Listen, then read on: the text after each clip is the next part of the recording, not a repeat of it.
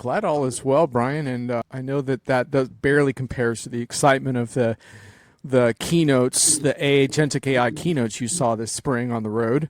But now we are back to try to make sense of it all, including, I think, what's going to be a potent and perhaps even controversial halftime segment reviewing Right. Accenture and Mary Meeker's trends reports. Called to keep it short, but 68% of companies are maintaining flexibility and outperforming their peers in the process. But the fact remains that most of the CEOs who have not imposed a return to office yet, only 12% who have a flexible work policy plan to implement return to office this year. So I think it's kind of interesting that some of the data points that we always suspected are coming in.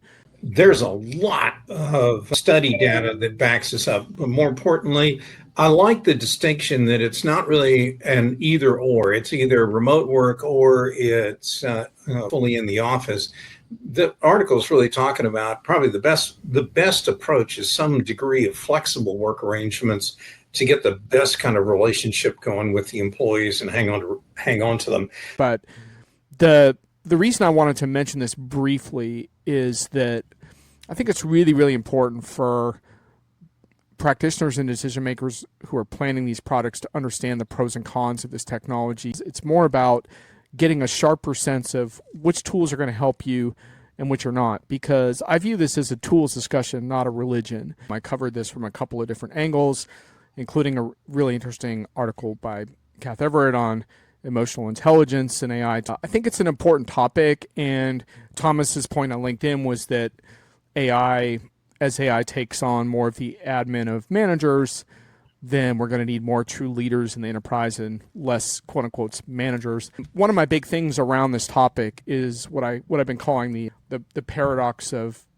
AI leadership, which is that I think leaders do need to have a few different things at the same time that are kind of potentially seem like a contrast. So for example, I think leaders do need to be able to have bottom line results with AI, but they also need to cultivate a culture of experimentation. So those things have some tension. And on the video from MIT Sloan that had 10 essential leadership traits,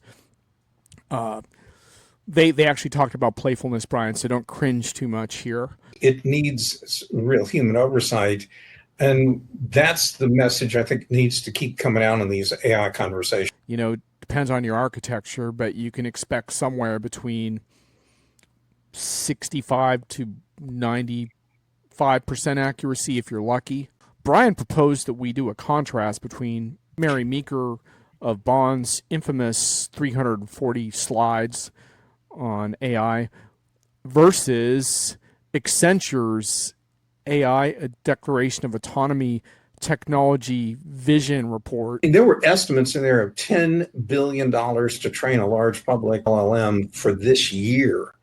And so how can somebody who's got, an application software vendor who's maybe got revenues in the $100-200 million range, how in the world do they create their own kind of LLMs of any value when they're going up against some of these giant generalized LLMs that have that kind of a training price tag with them?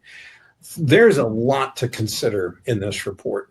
The thing that I like the most about this 340 slides is I think there was a real attempt to quantify the scope of what is happening with AI on a global basis. But I would say neither of them actually touch on the problems like how do we fundamentally reimagine how work is going to get done? I don't think that's an accurate way of looking at it because there's other technologies, including other forms of machine learning, for example, that are up to 20 or 30 times cheaper than generative AI currently. And I don't think there's evidence that that's going to change dramatically in the coming years. There's a whole bunch of new risk and planning concerns that you got to look into.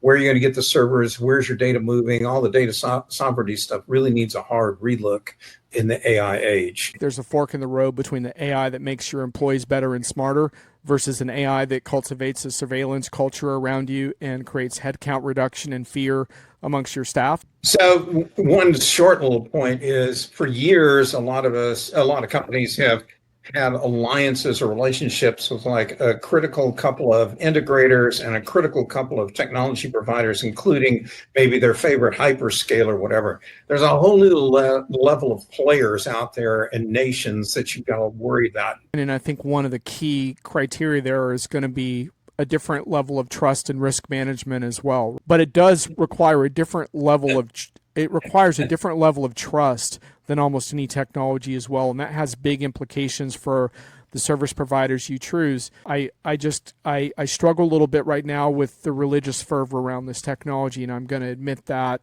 because it makes me wonder what my voice is in all of that.